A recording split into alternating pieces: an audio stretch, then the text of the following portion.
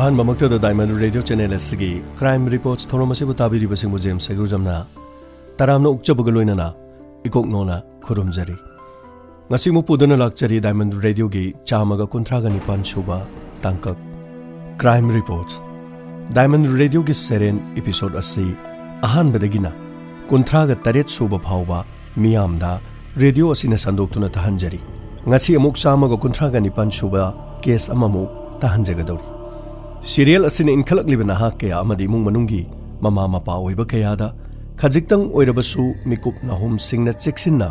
खोंथांग खुदिमक थांगननबगी पांडम अमदा होनजब थौरम अमखंगनी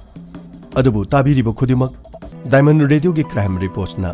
लमजिंगदुना पुगदबदि नथि तोंगान तोंगानब पृथ्वीगी मफमदा थोकबा थौदोक वाथोक कया संदोकचरी कया अमसु सेम साजरी लेप लेतना ताहनजनननबगी दमक मियामना रेडियो सिद संदोकलिब थौरम सिंगदा ख्वाइदगी सिंगथाबिब थौरम अम ओहेनबिब सिगी दमकतसु रेडियो सिगी माइकैदगी मियामबु हनहना थागचरी YouTube की चैनल असिदसु मियोय लिसिंग तरादगिना लिसिंग निफुरोमना ताबिबा सिगिदमक्तसु थागचरी थौरोम असिदा पॉजिटिविटी अमदी नेगेटिविटी पिबिबदा पॉजिटिविटी ना सरुक असुकी मतिक हेली यंगबिबा मसिंगना लिसिंग तरादगिना लिसिंग निफु लिसिंग यांखै हेलबसु ngasisu थौरोम असि अदुमक मियामना याबिबगा लोइनना मांगलोमदा चंगसिनबा सेम साजरी डायमंड रेडियो की थौरोम असिबु ताबिरिबा सिंगनसु YouTube ता चंगबिबा मतमदा सब्सक्राइब हाइना थाबा बटन अदुदा नंबियु सब्सक्राइब तौबियु शेयर तौबियु खरे यामना चैनल असिगी सब्सक्राइबर मसिंग यामलाबा मतुंगदा हेना डायमंड रेडियो न मियामगिदमक तोंगान तोंगानबा कयामरुम संदोकनना होनजरी हक्सेल गिलमदसु डायमंड रेडियो ना अथुबा मतमदा डायबिटिक लैना असिगी मरमदा थेंगनरिबा अवाबसिंग अमदी खुदोंचादबसिंग मतौ करमना ngaktokadagi नारबसु मतौ करमना लैना असि मायोगनगदगे हाइबा सिगी मतंगदा थौरोम अमा मियामदा ताहनजननबगिदमक्तसु सेम साजरी मसि खत नतना पृथ्वीगी मफम कयादा थोकिबा थौदोक वाथोक कया मरुमसु अखोइना खोमजिनदुना मियामदा ताहनननबगिदमक सेम साजरी ऑल इंडिया की ओइना CRS रेडियो सिंगी मनुंगदा प्रोग्राम कया संदोकलिबा असिदा अतेनबा मतम असिदा मणिपुर की अमत्ता ngairaba डायमंड रेडियो इहान हानबा रेडियो चैनल असिगी क्राइम रिपोर्ट्स सीरियल असिबु सखंग बिरकपा असि मियाम पुनमकी तौबिमल अदुननी सीरियल असिबु मणिपुर सनालेबाक असिगी अहानबा डायमंड रेडियो असिगी थौरोम असिना मफम अमा कन्ननबा मियामना मफम अमा पिबिबा असिगिदमक हन्ना हन्ना मियामबु डायमंड रेडियो असिगी माइकेदगी इकाइखुमनजबचु उच्चरी ngasiगी केस असि मुंबई की मफम अमदा थोकिबा असेंगबा थौदोक अमखम कंपनी अमदा थबक तौबी सोनम कोबी लैसाबी नुपी अमा लेरमी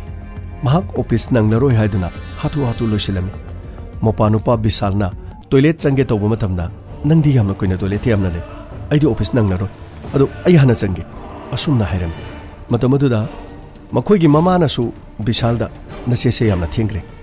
नचे हाना चंगहलो नंदी चंगखरगा सुंदौ थोरकते अदुना नचेदि ऑफिस काबा नंगलरोय नचे हाना चंगहलो असुमना हाइखिरम बिसालनासु वाफम असि याखिरम मसेगी मतुंगदा सोनमगे ऑफिस तगी मखोइगी बॉसना स्टाफ अमदा सोनम लाक्लाब्रा हाइदुना हंगलमी अदुबु स्टाफ अदुना सोनम ngasiगी लाक्ट्री सर हाइरकी मतम अदुदा बॉस अदुना हाइकी करिगिनो पुंग 13 तारा फावबो हुजि फावबो ऑफिस लाक्ट्रीसि करिगिनो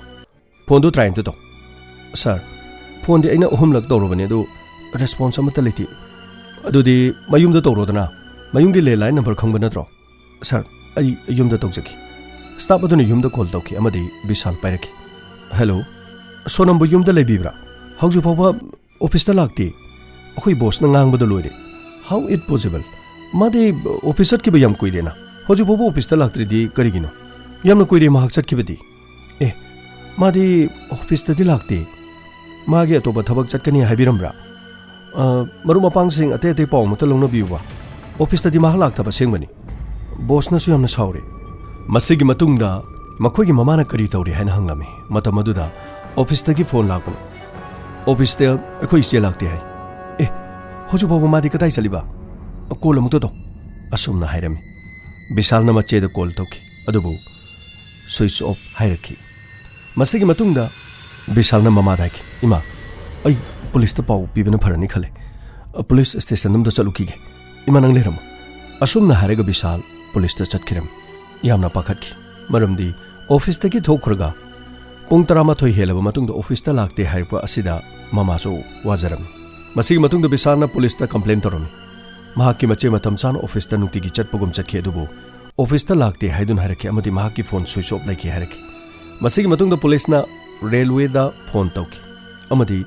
ꯕꯣꯔꯤꯋꯥꯂꯤꯗꯒꯤ ꯑꯟꯙꯦꯔꯤ ꯁ꯭ꯇꯦꯁꯟ ꯐꯥꯎꯕꯗ ꯇ꯭ꯔꯦꯟꯒꯤ ꯑꯣꯏꯕ ꯈꯨꯗꯣꯡꯆꯥꯗꯕ ꯂꯝꯕꯤꯗ ꯊꯣꯛꯈꯤꯕ ꯈꯨꯗꯣꯡꯊꯤꯕ ꯂꯩꯕ꯭ꯔꯥ ꯍꯥꯏꯅ ꯍꯪꯈꯤ ꯑꯗꯨꯕꯨ ꯄꯥꯎ ꯑꯃꯠꯇ ꯂꯩꯈꯤꯗꯦ ꯑꯁꯨꯝꯅ ꯅꯨꯡꯊꯤꯜ ꯄꯨꯡ 2 ꯇꯥꯔꯛꯈꯤ ꯑꯗꯨꯕꯨ ꯁꯣꯅꯝꯒꯤ ꯄꯥꯎ ꯀꯔꯤꯒꯨꯝꯕ ꯑꯃꯠꯇ ꯐꯪꯂꯝꯗꯦ ꯂꯝꯍꯥꯡ ꯑꯃꯗ ꯑꯍꯜ ꯑꯃꯅ ꯀꯣꯝ ꯑꯃꯗ ꯑꯁꯤꯕ ꯅꯨꯄꯤꯒꯤ ꯍꯛꯆꯥꯡ ꯑꯃ ꯊꯦꯡꯅꯈꯤ ꯑꯍꯜ ꯑꯗꯨꯅ ꯄꯨꯂꯤꯁꯇ ꯄꯥꯎ ꯄꯤꯔꯝꯃꯤ ꯑꯃꯗꯤ ꯃꯐꯝ ꯑꯗꯨꯗ ꯄꯨꯂꯤꯁꯀꯤ ꯇꯤꯝ ꯑꯃ ꯌꯥꯝꯅ ꯊꯨꯅ ꯂꯥꯛꯈꯤ ꯑꯃꯗꯤ ꯅꯨꯄꯤ ꯑꯁꯤ ꯃꯁꯥꯗ ꯎꯟꯁꯥ ꯈꯔ ꯆꯥꯊꯠꯅ ꯈꯣꯠꯈꯤꯕꯒꯤ ꯗꯥꯛꯐꯝ ꯈꯔ ꯂꯩꯔꯝꯃꯤ ꯑꯃꯗꯤ ꯃꯍꯥꯛꯀꯤ ꯃꯈꯧꯔꯤ ꯃꯦꯠꯂꯒ ꯍꯥꯠꯈꯤꯕꯒꯤ ꯃꯑꯣꯡ ꯑꯃꯗ ꯊꯦꯡꯅꯔꯝꯃꯤ ꯄꯨꯂꯤꯁꯅ ꯌꯥꯝꯅ ꯀꯨꯞꯅ ꯊꯤꯖꯤꯜꯂꯝꯃꯤ ꯅꯨꯄꯤ ꯑꯗꯨꯒꯤ ꯕꯦꯒ ꯅꯠꯇ꯭ꯔꯒ ꯃꯍꯥꯛꯄꯨ ꯁꯛ ꯇꯥꯛꯄ ꯌꯥꯕ ꯀꯔꯤꯒꯨꯝꯕ ꯆꯦ ꯆꯥꯡ ꯑꯃꯠꯇ ꯐꯪꯈꯤ ꯃꯆꯤꯟꯗꯁꯨ ꯀꯔꯤꯒꯨꯝꯕ ꯍꯨꯒꯤ ꯄꯣꯠꯁꯛꯀꯨꯝꯕ ꯄꯤꯖꯈꯤꯕꯒꯤ ꯃꯑꯣꯡ ꯃꯥꯟꯕ ꯑꯃ ꯊꯦꯡꯅꯈꯤ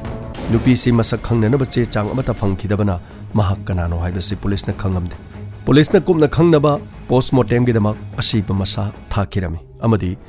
ꯃꯍꯥꯛꯀꯤ ꯐꯣꯇꯣ ꯀꯥꯞꯂꯒ ꯄꯨꯂꯤꯁ ꯁ꯭ꯇꯦꯁꯟꯁꯤꯡꯗ ꯅꯨꯄꯤ ꯑꯁꯤꯕꯨ ꯃꯁꯛ ꯈꯪꯕ ꯏꯃꯨꯡ ꯃꯅꯨꯡ ꯑꯃꯗꯤ ꯃꯔꯤ ꯃꯇꯥ ꯂꯩꯕ꯭ꯔꯥ ꯍꯥꯏꯗꯨꯅ ꯈꯪꯅꯅꯕꯒꯤꯗꯃꯛ ꯐꯣꯇꯣꯅꯆꯤꯡꯕ ꯆꯥꯏꯊꯣꯔꯛꯂꯝꯃꯤ ꯑꯃꯔꯣꯝꯗ ꯕꯤꯁꯥꯜ ꯃꯆꯦ ꯁꯣꯅꯝ ꯐꯪꯗꯕ ꯑꯁꯤꯅ ꯃꯔꯤ ꯃꯈꯣꯡ ꯈꯪꯗꯕ ꯑꯁꯤꯅ ꯃꯍꯥꯛ ꯌꯥꯝꯅ ꯋꯥꯔꯝꯃꯤ ꯑꯁꯨꯝꯅ ꯃꯃꯥ ꯃꯆꯥ ꯉꯥꯏꯔꯛꯄꯗ ꯅꯨꯃꯤꯠ ꯑꯗꯨ ꯍꯧꯈꯤꯔꯝꯃꯤ ꯃꯔꯤ ꯃꯇꯥ ꯈꯪꯅ ꯆꯥꯟꯅꯕ ꯃꯤꯑꯣꯏꯗ ꯁꯣꯅꯝ ꯎꯕ꯭ꯔꯥ ꯑꯃꯗꯤ ꯃꯍꯥꯛ ꯂꯥꯛꯄ꯭ꯔꯥ ꯍꯥꯏꯗꯨꯅ ꯍꯪꯂꯝꯃꯤ ꯑꯗꯨꯕꯨ ꯀꯔꯤꯒꯨꯝꯕ ꯄꯥꯎ ꯑꯃꯠꯇ ꯐꯪꯈꯤꯗꯦ ꯃꯃꯥ ꯑꯃꯗꯤ ꯕꯤꯁꯥꯜ ꯑꯗꯨꯛꯀꯤ ꯃꯇꯤꯛ ꯋꯥꯔꯝꯃꯤ ꯑꯃꯔꯣꯝꯗ ꯕꯤꯁꯥꯜ ꯄꯨꯂꯤꯁ ꯁ꯭ꯇꯦꯁꯟꯗ ꯂꯥꯛꯅꯅꯕꯒꯤꯗꯃꯛ ꯄꯨꯂꯤꯁꯅ ꯄꯥꯎ ꯄꯤꯔꯛꯈꯤ ꯑꯃꯗꯤ ꯃꯍꯥꯛ ꯄꯨꯂꯤꯁ ꯁ꯭ꯇꯦꯁꯟꯗ ꯆꯠꯂꯝꯃꯤ ꯃꯇꯝ ꯑꯗꯨꯗ ꯕꯤꯁꯥꯜꯅ ꯄꯨꯂꯤꯁꯇ ꯍꯥꯏꯈꯤ ꯏꯟꯁꯄꯦꯛꯇꯔ ꯄꯥꯎ ꯐꯪꯂꯕ꯭ꯔꯥ ꯑꯩꯈꯣꯏ ꯆꯦ ꯁꯣꯅꯝꯒꯤ ꯀꯔꯤ ꯄꯥꯎ ꯂꯩꯕꯒꯦ ꯃꯍꯥꯛ ꯂꯩꯔꯕ꯭ꯔꯥ ꯑꯩꯈꯣꯏꯅ ꯀꯧꯕꯗꯤ ꯃꯍꯥꯛ ꯂꯩꯔꯤꯕ ꯂꯩꯇꯕ ꯑꯗꯨꯒꯤ ꯋꯥ ꯅꯠꯇꯦ ꯁꯤꯗ ꯐꯝꯃꯨ ꯆꯦ ꯐꯣꯇꯣꯁꯦ ꯑꯝꯇ ꯌꯦꯡꯉꯨ ꯁꯤ ꯐꯣꯇꯣꯁꯦ ꯈꯪꯕ꯭ꯔꯥ ꯄꯨꯂꯤꯁꯅ ꯐꯣꯇꯣ ꯑꯗꯨ ꯕꯤꯁꯥꯜꯗ ꯎꯠꯈꯤ ꯕꯤꯁꯥꯜ ꯐꯣꯇꯣ ꯑꯗꯨ ꯄꯥꯏꯔꯒ ꯌꯦꯡꯂꯝꯃꯤ ꯑꯃꯗꯤ ꯃꯁꯥ ꯊꯛ ꯊꯛ ꯅꯤꯛꯂꯝꯃꯤ ꯃꯔꯝꯗꯤ ꯐꯣꯇꯣ ꯑꯗꯨ ꯃꯍꯥꯛꯀꯤ ꯃꯆꯦ ꯁꯣꯅꯝꯒꯤ ꯐꯣꯇꯣꯅꯤ ꯃꯍꯥꯛ ꯃꯐꯝ ꯑꯗꯨꯗ ꯌꯥꯝꯅ ꯀꯞꯂꯝꯃꯤ ꯄꯨꯂꯤꯁꯅ ꯊꯦꯝꯖꯤꯟꯈꯤ ꯉꯥꯏꯈꯣ ꯕꯤꯁꯥꯜ ꯄꯣꯁꯠꯃꯣꯔꯇꯦꯝꯒꯤ ꯔꯤꯄꯣꯔꯠ ꯂꯥꯛꯂꯒ ꯔꯤꯖꯟ ꯑꯣꯐ ꯗꯦꯠ ꯍꯥꯏꯕꯗꯤ ꯁꯤꯕꯒꯤ ꯃꯔꯝꯁꯤ ꯈꯪꯒꯗꯧꯔꯤꯕꯅꯤ ꯃꯗꯨ ꯀꯔꯤꯅꯣ ꯍꯥꯏꯕꯗꯨ ꯑꯩꯈꯣꯏ ꯈꯪꯅꯕ ꯍꯣꯠꯅꯈꯤꯁꯤ ꯑꯁꯨꯝꯅ ꯄꯨꯂꯤꯁꯅ ꯄꯣꯁꯠꯃꯣꯔꯇꯦꯝꯒꯤ ꯔꯤꯄꯣꯔꯠ ꯄꯥꯕ ꯃꯇꯝꯗ ꯁꯣꯅꯝ ꯁꯦꯛꯁꯨꯑꯦꯜ ꯑꯦꯁꯣꯜꯇꯤ ꯇꯧꯈꯤꯗꯦ ꯑꯗꯨꯕꯨ ꯃꯁꯥꯒ ꯂꯣꯏꯅꯕ ꯁꯅꯥ ꯂꯤꯛꯇꯤ ꯃꯁꯥꯗ ꯌꯥꯎꯔꯝꯗꯦ ꯄꯨꯂꯤꯁꯅ ꯁꯅꯥ ꯄꯥꯝꯕꯗꯒꯤ ꯃꯍꯥꯛꯄꯨ ꯍꯨꯔꯥꯟꯕꯅ ꯍꯥꯠꯄ ꯑꯣꯏꯔꯝꯒꯅꯤ ꯍꯥꯏꯅ ꯈꯟꯈꯤꯔꯝꯃꯤ ꯑꯗꯨꯕꯨ ꯁꯣꯅꯝ ꯃꯌꯨꯝꯗꯒꯤ ꯊꯣꯛꯈꯤꯕ ꯃꯇꯝꯗ ꯑꯉꯥꯡꯕ ꯃꯆꯨꯒꯤ ꯁꯜꯋꯥꯔ ꯑꯃ ꯁꯦꯠꯈꯤ ꯍꯥꯏꯅ ꯃꯧꯄꯥ ꯅꯨꯄꯥꯅ ꯍꯥꯏꯔꯝꯃꯤ ꯑꯗꯨꯕꯨ ꯁꯤꯕ ꯃꯇꯝꯗꯅ ꯍꯛꯆꯥꯡꯗ ꯌꯦꯂꯣ ꯃꯆꯨꯒꯤ ꯁꯜꯋꯥꯔ ꯑꯃ ꯁꯦꯠꯂꯝꯈꯤ ꯃꯇꯧ ꯀꯔꯝꯅ ꯁꯜꯋꯥꯔ ꯑꯗꯨ ꯍꯣꯡꯈꯤꯕ ꯑꯃꯗꯤ ꯀꯔꯤꯒꯤ ꯍꯣꯡꯂꯤꯕ ꯀꯗꯥꯏꯗ ꯍꯣꯡꯂꯤꯕ ꯋꯥꯍꯪ ꯑꯃꯗꯤ ꯑꯣꯏꯔꯝꯃꯤ ꯃꯁꯤꯅ ꯁꯣꯅꯝ ꯍꯣꯇꯦꯜ ꯅꯠꯇ꯭ꯔꯒ ꯌꯨꯝ ꯑꯃꯗ ꯁꯣꯅꯝꯅ ꯆꯪꯂꯒ ꯃꯐꯤ ꯍꯣꯡꯂꯝꯒꯗ꯭ꯔꯥ ꯃꯁꯤꯅꯆꯤꯡꯕ ꯍꯥꯏꯕꯁꯤ ꯄꯨꯂꯤꯁꯅ ꯈꯟꯈꯤꯔꯝꯃꯤ ꯑꯃꯗꯤ ꯃꯐꯝ ꯀꯌꯥꯗ ꯐꯣꯇꯣ ꯄꯨꯗꯨꯅ ꯅꯨꯄꯤ ꯑꯁꯤ ꯍꯣꯇꯦꯜ ꯅꯠꯇ꯭ꯔꯒ ꯑꯁꯤꯒꯨꯝꯕ ꯃꯐꯝ ꯑꯁꯤꯗ ꯂꯥꯛꯄ꯭ꯔꯥ ꯍꯥꯏꯗꯨꯅ ꯄꯨꯂꯤꯁꯅ ꯀꯣꯏꯊꯤ ꯊꯤꯕ ꯍꯧꯈꯤ ꯄꯨꯂꯤꯁꯅ ꯁꯣꯅꯝꯒꯤ ꯃꯌꯨꯝꯗ ꯑꯃꯨꯛ ꯂꯥꯛꯈꯤ ꯑꯃꯗꯤ ꯋꯥ ꯍꯪꯂꯝꯃꯤ ꯄꯨꯂꯤꯁꯅ ꯍꯥꯏꯔꯝꯃꯤ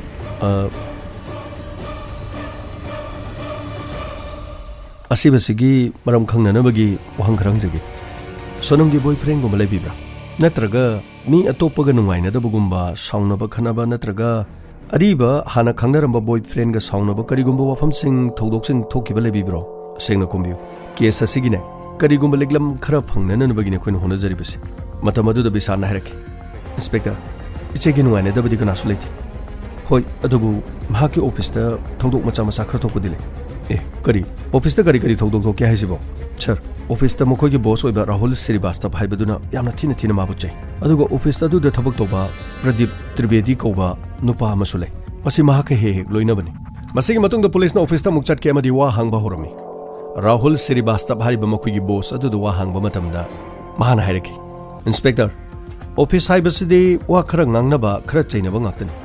ꯃꯁꯤ ꯇꯧꯗꯕ ꯑꯣꯐꯤꯁꯄꯨ ꯂꯩꯔꯝꯒꯗ꯭ꯔꯅꯤ ꯑꯗꯨꯕꯨ ꯁꯣꯅꯝ ꯌꯥꯝꯅ ꯐꯕ ꯑꯦꯝꯄ꯭ꯂꯣꯌꯤ ꯑꯃꯅꯤ ꯃꯍꯥꯛ ꯃꯊꯧ ꯃꯁꯛ ꯌꯥꯝꯅ ꯈꯪꯕ ꯅꯨꯄꯤ ꯑꯃꯅꯤ ꯃꯁꯤꯒꯤ ꯃꯇꯨꯡꯗ ꯄꯨꯂꯤꯁꯅ ꯑꯃꯨꯛ ꯑꯣꯐꯤꯁ ꯑꯗꯨꯗ ꯊꯕꯛ ꯇꯧꯕ ꯄ꯭ꯔꯗꯤꯞ ꯍꯥꯏꯕ ꯑꯁꯤꯗ ꯋꯥ ꯍꯪꯂꯝꯃꯤ ꯄ꯭ꯔꯗꯤꯞꯖꯤ ꯁꯣꯅꯝ ꯑꯣꯐꯤꯁ ꯀꯥꯔꯛꯇꯕ ꯅꯨꯃꯤꯠꯁꯤ ꯅꯍꯥꯛꯁꯨ ꯑꯣꯐꯤꯁ ꯀꯥꯔꯛꯇꯦ ꯑꯗꯣꯝ ꯀꯗꯥꯏꯗ ꯆꯠꯀꯦ ꯑꯩꯈꯣꯏ ꯈꯪꯖꯕ ꯌꯥꯒꯗ꯭ꯔꯣ ꯏꯟꯁꯄꯦꯛꯇꯔ ꯑꯩ ꯅꯨꯄꯤ ꯃꯁꯥ ꯉꯝꯗꯕꯗꯒꯤ ꯑꯩ ꯗꯣꯛꯇꯔꯗ ꯃꯍꯥꯛꯄꯨ ꯃꯁꯥ ꯌꯦꯡꯅꯅꯕꯒꯤꯗꯃꯛ ꯍꯣꯁꯄꯤꯇꯥꯜꯗ ꯆꯠꯂꯤ ꯑꯣ ꯅꯍꯥꯛ ꯅꯠꯇ꯭ꯔꯕꯗꯤ ꯅꯈꯣꯏ ꯌꯨꯝꯗ ꯀꯅꯥꯝ ꯂꯩꯇꯕ꯭ꯔꯥ ꯍꯥꯏꯁꯤꯕꯣ ꯅꯪꯅ ꯅꯠꯇ꯭ꯔꯗꯤ ꯅꯈꯣꯏ ꯏꯃꯨꯡꯗ ꯅꯣꯏ ꯅꯨꯄꯤ ꯍꯣꯁꯄꯤꯇꯥꯜꯗ ꯄꯨꯅꯅꯕꯒꯤ ꯃꯤ ꯂꯩꯇꯕ꯭ꯔꯥꯕ ꯅꯠꯇꯦ ꯏꯟꯁꯄꯦꯛꯇꯔ ꯑꯩꯒꯤ ꯏꯆꯥ ꯏꯃꯧ ꯂꯣꯏꯅ ꯂꯩ ꯑꯗꯨ ꯏꯟꯁꯄꯦꯛꯇꯔ ꯃꯤꯁꯤ ꯑꯁꯤꯒ ꯑꯩꯒ ꯃꯔꯤ ꯂꯩꯅꯕ꯭ꯔꯥ ꯅꯠꯇ꯭ꯔꯒ ꯑꯩꯕꯨ ꯆꯤꯡꯅꯕꯤꯕ꯭ꯔꯥ ꯁꯥꯔ ꯆꯤꯡꯅꯕ ꯍꯥꯏꯕꯁꯨ ꯀꯅꯥꯁꯨ ꯍꯥꯏꯕ ꯉꯝꯗꯦ अदुबु असेंबदुदि अखोय सोयदना फागनी मसिगी मतुंगदा पुलिसना सोनमगी फोन कॉल रेकॉर्ड चिंगथोक्तुना अमदी महाकी लोकेशन सिंग येंगबा होगी महाकी अरोइबा लोकेशन दी खंगलमी अदुबु असीबा हक्चांग फंगलिबा मफम अदुदी लोकेशन असिगा चानारमदे पुलिसना लोकल गी मियुसिंगदा वा हंगनबसु होनरम पुलिसना यामना ngaklammi madudi लोकल ट्रेन दा नुक्तिगी ऑफिस काबनी अदुबु मतौ करमना लंबी असिगी मरक्ता महक सीदुना लैरमलिबनो हाइबसि पुलिसना सोनमगी ममा अमदी मोपानुपा विशाल उनबलाखे अमदी विशालना वाफम अमसु हाइरखि मदुदी प्रदीप त्रिवेदी हारिबा असिना मचेबु तत्तना गारीदा लिप्पी अमदी ऑफिस हलक्पा मतमदसु महक हलक्मिनै हाइबा वाफम हाइरम ममाना सु हाइरमि मदुदी सोनम अमदी प्रदीप लोइनबा असि ममाना यामना पामनमदे अमदी सोनमदा प्रदीप का लोइनदनबा अमदी नक्ना लेमिनदननबगिदमा वाफम कया मरुक हाइखिबा लೈ हाइना हाइरखि पुलिसना असुमना वा असि ताबा मतमदा मखोइगी इमुंगदा सलवार अंगांगबा मो उखि मदुगी मतुंगदा प्रदीप तो मोहाइखि नंगना नखोइना चेदी सलवार अंगांगबा सेला सत्खि हाइदैनि स्टिदे सलवार अंगांगबम लैसिदि अदुगा असिबा हक्चांगदा फंगिबसे येलो सलवारनि नंगना मतौ करमना अंगांगबने हाइनो सर अइना भाब ओइदबदिगी हाइबोरमसुए अदुगा नंगना खोइदा करिगे ओइदबा ngangiba सर मदु अइसु सबचाबा खंगौद्रे अइगी वखल अंगांगबा सेटखिब्रा हाइना खनबगिनि वाफम असिदा पुलिसना विशालदा खजिक्तंग चिंगनबा फावरम मसिगी मखा तारकदा असिबा लैरमलिबा लंबी अदुदगी खरा चथोक्लगा स्टेम मारुति कार अमा यामना कुइना खामदुना लೈ हाइबा दुकानदार अमखंगना पुलिसता पाव पिरखि प्रदीप हारिबा ऑफिसता थबक तोबा नुपा असिगी स्टेम कार अमसु लै मसि पुलिसना थिजनबदगी खंगबा ngamlami अमदी प्रदीप पुलिसना कौरगा वा हंगलami प्रदीप जी अखोइदा क्याम कुइना लोसिंखिगदगे असेंबसिंगदो सचत हायो नत्रबदि कोइ गौनबि तौरादिने यामना फबो ओइरो मतमदुदा प्रदीप ना हारखि इंस्पेक्टर आई सोनम यामना नुक्सिजै करी करम मखलगी नुक्सिबनो नंगनसु नुपि मसा अदुदगी हनबा यामना हेले मपा मसागी नुक्सिबदुरो नथे इंस्पेक्टर अखोयनी नुक्सिनबगी अरोनबा मरी लैनै प्रदीप जी लास्ट ओइना खोइना वहांग अमा हंगी ओलै पारै तौगन नुमित अदु नंग कदाइदा चले इंस्पेक्टर अइना सो हाना हाइख्रे अइ हॉस्पिटल दा अइगी नुपि मसा ngamdabagi चले नंगी अंगौबो मचुगी मारुति कार अमा लै हाइबसे चुमब्रो इंस्पेक्टर अदुगा करि मरि लैनबगे ए तौदो थोकपम मदुदा नंगी कार अदु दम खामदुनु लैने असेंगबुदु दुम हायुने इंस्पेक्टर गाड़ी मानबा मयाम अमसो लैरिसिदि कंपनी ने सारिसिबु वाइट स्टीम मारुति कार सिबु अइ खक्तरो अतोपा किसु मयाम लैरिसिदि इंस्पेक्टर अइगिने हाइबसिबु हेक्तमक चुमलबर इंस्पेक्टर मतमदुदा कॉल अमा लाखे कॉल अदु तारबा मतुंगदा पुलिस अमना पुलिस ऑफिसर अदु हारके सर मागी ससिंगमनि नुमितु महा हॉस्पिटल दा लैबा सिंगमनि ओ अमरोमदा प्रदीप अमदि सोनम असि चही 30 हेना खेनरम मसिना प्रदीप की नुपीनसु सोनमगा प्रदीप को मरी लेनबा से पामलमदे मरी असे तसेंगना मखोय खंगलमि मसिना प्रदीप की मचानुपी अमदि महाकी मचानुपाना यामना यानिंगदबसु ओइरम पुलिसना प्रदीप की नुपी उनबा चलमि अमदि पुलिसना मरी असे मतंगदा करी खंगबगे हाइदुना हंकी मतमदुदा महाकी नुपीना वफम सिंग असि महा खंगी अदुबु यानिंगदबा कया महाकी नुपादा फुंगदोखरि अदुबु महाकी नुपाना लौदबदगी ममै थंगदि वफम असि महा खनबा फावबा खनखितरे हाइना हाइकी मसिगी मखा तारकुदा पुलिसना मचानुपा अमरीश अमुक उनखि अमरीशना हाइबा मतमदा ममाना हाइरकदगी महा खंगबनि अदुबु मखोइगी मरी असिदा महक थोइना अयेरपा पीदे हाइबा वफम हाइरखि मतमदुदा मखोइगी युमदा प्रदीप की मचे बैसाली लाखि मतमदुदा पुलिसना बैसाली मरमदा हंगबा मतमदा महक युम पाले अदुबु ममा नाबदगी लाखपनि हाइबा वफम हाइखि मचानुपा अमरीशता अमुक हना पुलिसना हंगखि नंगी नुपीदि काइ लै सर मपामदा चखि महकी मपामदि काइ लैबा सर थानेदा लै ओ पुलिसना वाफम अमा खनखि मदुदि असिबा हक्चांग लैरमलिबसि थानेगी मफम अमदनि अदुबु लंगला लंजिंदि फंखिदि मिहात असे खुनेक्ता हालिब्रा हाइबा पुलिसना चिंगनबा फावखि मसिगी मतुंगदा सोनमगी केस असिदा पुलिसना मोपानुपा विशाल फावबा चिंगनबा लैखि अदुबु लंगला लंजिन फंगदबना करिगुमो पाइ मता लैखिदि मसिगी मतुंगदा प्रदीप की मचानुपा अमरीशता पुलिसना चिंगनबा हेनबदगी महाकी फोन लोकेशन अमदि रेकॉर्ड पुनमक चिंगथोखि लोकेशन दा अमरीश सोनमना सिरिबा मफम असिगा याम नंगनसु लैरंबा थेंगनखि पुलिसना प्रदीप की मचानुपा अमरीश पु फारमी अमदि वा हंगनबा स्टेशन दा पोरखि अमदि मचे बैसालीसु पुलिसना फादुन पोरखि मसीदा नतना अमरीशना यामना तोइना नुमिन असिदा वारी सानखिबा महाकी ममानबा राकेशसु वा हंगननबगिदमक पुलिस स्टेशन दा फारगा पोरखि अमदि पुलिसना अमरीशता हाइखि ए हायु अखोइना हंगबा याबा हंगे अदु मखुम दिनंग अमता पिदिने ꯑꯁꯦꯡꯕꯗꯣ ꯍꯥꯏꯌꯨ ꯏꯟꯁꯄꯦꯛꯇꯔ ꯑꯩ ꯍꯥꯏꯖꯈ꯭ꯔꯦ ꯊꯧꯗꯣꯛ ꯑꯗꯨꯗ ꯕꯕꯥꯒ ꯃꯔꯤ ꯂꯩꯅꯔꯕꯁꯨ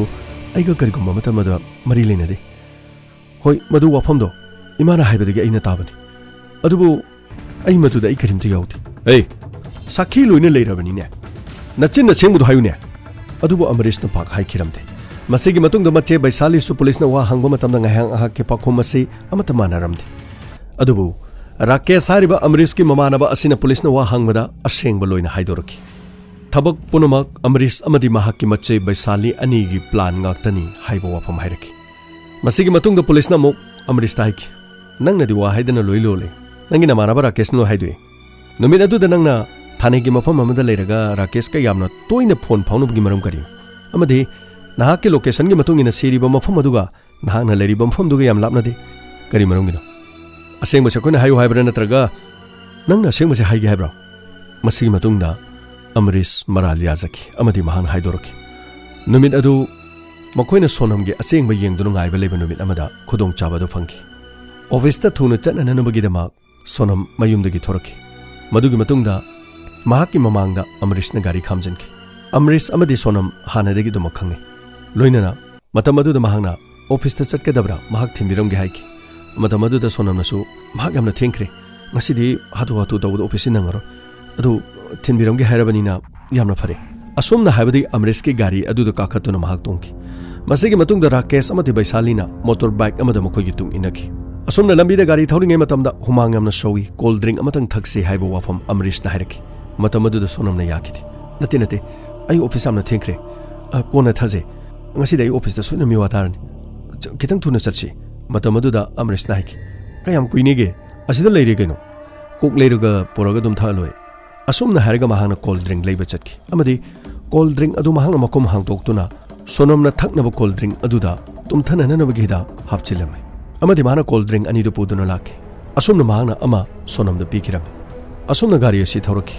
ꯂꯝꯕꯤꯗ ꯍꯨꯃꯥꯡ ꯑꯁꯨꯝ ꯁꯧꯔꯛꯄꯗꯒꯤ ꯁꯣꯅꯝꯅ ꯀꯣꯜ ꯗ꯭ꯔꯤꯡ ꯑꯗꯨ ꯊꯛꯈꯤꯔꯝꯃꯤ ꯑꯗꯨꯕꯨ ꯀꯣꯜ ꯗ꯭ꯔꯤꯡ ꯑꯁꯤ ꯊꯛꯂꯕ ꯃꯇꯨꯡꯗ ꯁꯣꯅꯝ ꯃꯀꯣꯛ ꯉꯥꯎꯈꯤ ꯑꯃꯗꯤ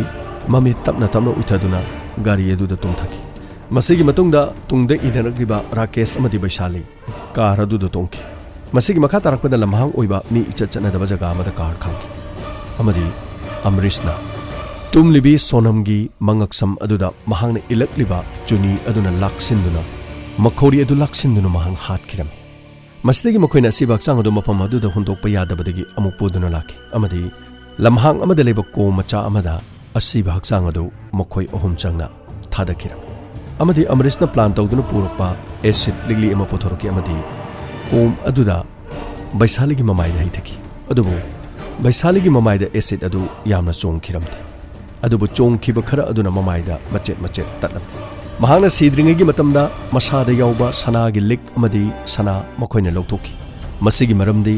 ꯀꯔꯤꯒꯨꯝꯕ ꯑꯁꯤꯕꯁꯤ ꯊꯦꯡꯅꯔꯕꯁꯨ ꯍꯨꯔꯥꯟꯕ ꯃꯤꯅ ꯁꯅꯥ ꯑꯃꯗꯤ ꯂꯨꯄꯥ ꯄꯥꯝꯕꯗꯒꯤ ꯃꯍꯥꯛꯄꯨ ꯍꯥꯠꯇꯨꯅ ꯍꯨꯟꯗꯣꯛꯂꯝꯕꯅꯤ ꯍꯥꯏꯕ ꯋꯥꯐꯝ ꯑꯁꯤ ꯄꯨꯂꯤꯁꯅ ꯈꯟꯅꯅꯕꯒꯤꯗꯃꯛ ꯃꯈꯣꯏꯅ ꯃꯁꯥꯗ ꯁꯤꯕ ꯁꯅꯥꯗꯨ ꯂꯧꯊꯣꯛꯈꯤ ꯍꯥꯏꯅ ꯇꯝꯈꯤ ꯑꯁꯨꯝꯅ ꯑꯁꯤꯕ ꯑꯗꯨ ꯃꯈꯣꯏꯅ ꯍꯨꯟꯗꯣꯛꯂꯝꯂꯒ ꯃꯐꯝ ꯑꯗꯨꯗꯒꯤ ꯆꯠꯈꯤ ꯑꯁꯨꯝꯅ ꯃꯔꯥꯜ ꯌꯥꯖꯈꯤ ꯃꯄꯥꯒꯤ ꯄꯥꯝꯗꯕ ꯂꯤꯆꯠ ꯑꯃꯒꯤꯗꯃꯛ ꯃꯆꯥ ꯑꯃꯗꯤ ꯃꯆꯥꯅꯨꯄꯤꯅ ꯊꯥꯡꯂꯤꯕ ꯈꯣꯡꯊꯥꯡ ꯑꯁꯤ ꯑꯆꯨꯝꯕ꯭ꯔꯥ ꯃꯁꯤ ꯅꯠꯇꯕ ꯑꯥꯏꯟꯒꯤ ꯑꯇꯣꯞꯄ ꯂꯝꯕꯤ ꯀꯌꯥ ꯃꯔꯨꯝ ꯂꯩ ꯑꯃꯕꯨ ꯑꯣꯏꯔꯦ